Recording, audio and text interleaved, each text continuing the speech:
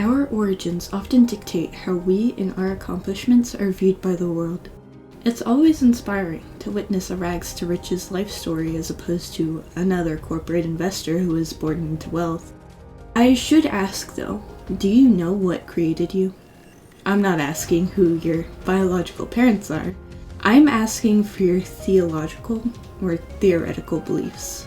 I'm asking who could take credit for your success and failure just by the nature of your construction. This is a weird and incomplete question by all accounts. Not only is there more to a person than their means of existence, we don't often find our accomplishments being attributed to what brought about our existence, unless you're an artificial intelligence or life form. In the realm of science fiction and fantasy, the idea of artificial life, sentience created by man outside of its natural processes, always circles back to the man that made it. In Final Fantasy XIV Endwalker, the man Hermes refers to his project of Meteion to the player by saying, I created beings of dynamis. In Bester's Fondly Farenheit, someone stipulates, looks like one android was made wrong. In Asimov's Reason, the humans, struggling with their robot, ask it, well, now do you believe that we made you? Humans feel their connection to these created beings and remind, perhaps just themselves sometimes, who created and who was created. And throughout these stories, the life forms themselves remind the readers how they are simply just a reflection of who created them. More often than not, the reason for the creation of artificial life forms is to have them accomplish what we cannot. In their creation, we give them our dreams of accomplishment.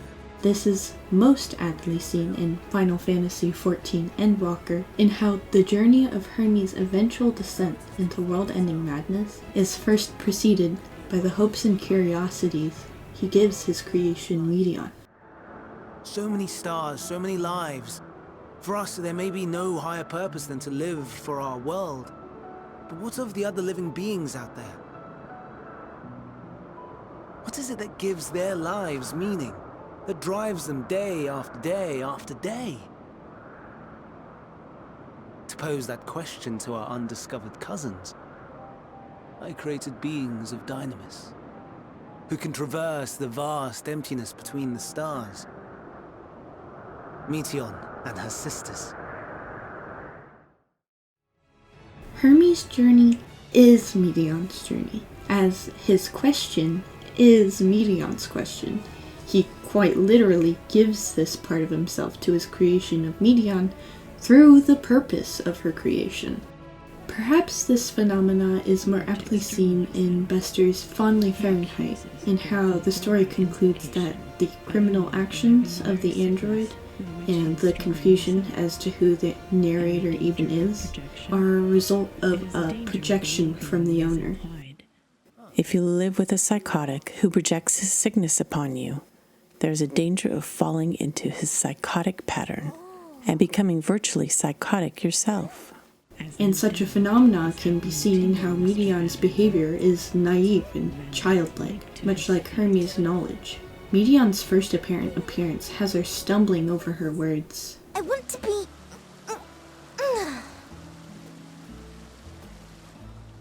Wait, please, wait.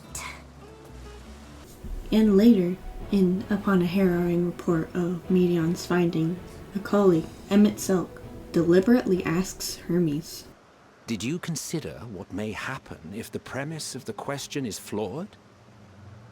Implying that Hermes' question on what gives meaning to life was naive and perhaps incomplete. Hermes' dreams, Hermes' hopes, were incomplete. Narratively, Hermes continues to pursue the answer, to further find it and to accept it. He attempts to amend his naivety, and, in a way, Meteion's own conclusions and actions are a sort of prediction to his own. Even before she begins her harrowing report, she begs into the air of dynamis around her. If someone can hear these words, then please,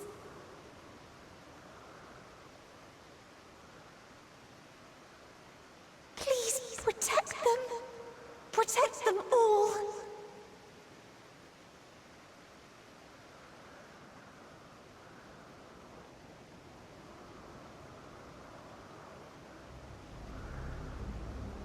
Individual self-suspended. Connection with shared consciousness stable.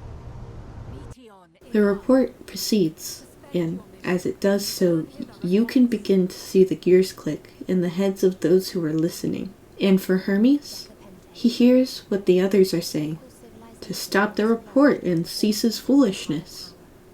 And then he remarks, It isn't right, is it?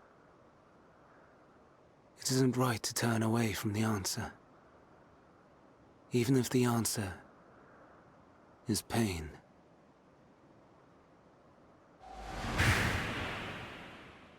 Even if we aberrations must scream ourselves hoarse to be heard. Ultimately, Meteion and Hermes together witness and back their foolhardy conclusion to her findings. Though worlds apart, these peoples shared a belief. The belief that they had tried their best. That they had tried to fulfill their potential with every step and success. In the course of which, they learned the truth. That they would never be free of fear and sorrow, anger and despair, of loneliness, so long as they yet lived. And when we last see Hermes, the man we met before we saw his beginnings begins to make sense, and we can see why he became the villain, and who Meteion had come to be.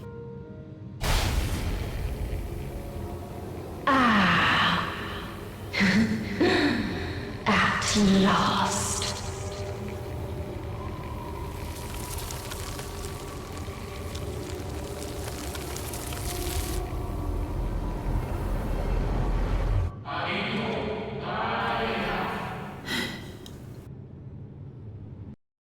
Ultimately, we deny, mistake, fight, perhaps even take on the worst aspects of our creation. Just as Meteion eventually gives form to the despair of her creator and the despondent life she finds, the products of our creation are the potential reflections of ourselves.